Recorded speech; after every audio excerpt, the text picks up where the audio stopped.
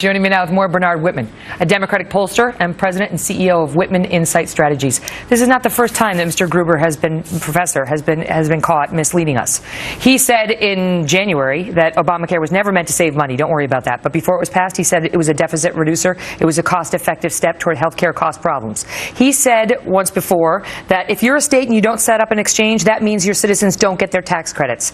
Then when the states decided not to set up exchanges and to go on healthcare.gov and said we want our tax credits anyway, he said, here you go, you can have them. Forget all that stuff I said before. Now he comes out and says, oh, all the stuff we said about taxes, that was BS, and this other stuff, it's all BS. We had to do it because we had to get this law passed, and sorry. You know what it proves? It proves that Gruber may be a decent policy expert with respect to health care, but he's a political idiot.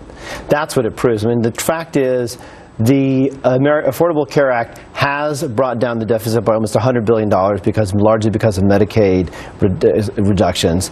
The fact is the cost of health care is going down. It went up 8% before this law. It's now going up 4%. The fact is 18% of Americans did not have health insurance before the law passed. That's down to 13%. So the law actually is working. But what he was saying in the first clip, the long one where he said we had to write it in a way where they didn't score it as taxes, that would have been a problem.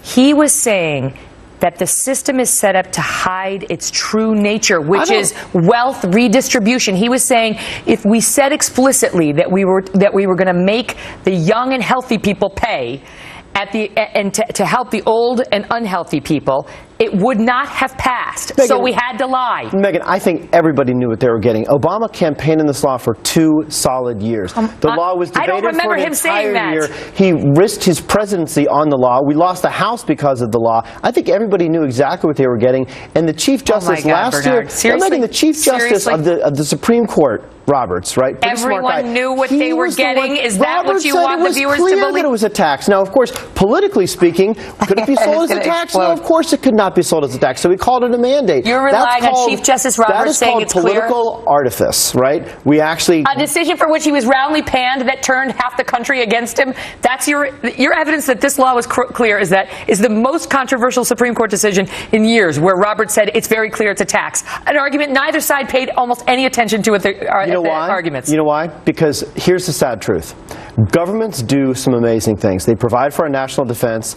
They build roads and bridges. They make sure that we rely on people that lie to our faces, like Mr. Gruber. And with the ACA, they make sure that tens of millions of Americans have health care coverage. No matter what. The ends justify the means. The 8 million people that can't afford health care actually have health care. The ends justify the means. No, I'm saying that taxes are necessary to pay for things that government should be responsible for. Get out there and make the argument. Get out there and tell us that, Professor Gruber. We don't need to because the law was passed. That's right. Based on a lie, according to this professor, this architect. Based on a lie. He was not charged with communicating the benefits of the law. He was a senior White House advisor on this. He was there policy, 9 times, not Bernard. on political communication. Who do you think he was talking about when he was in that second clip? He's talking about a conversation with John Kerry, with the administration. Repeatedly he met with them, and the decision was to mislead. No, I don't think the decision was to mislead. I think the decision was, look, you take a policy decision that you want enacted, which is health care, universal health care coverage. We water that down. We enable people to get coverage that ordinarily did not have coverage. 8 million people, in fact, are getting that.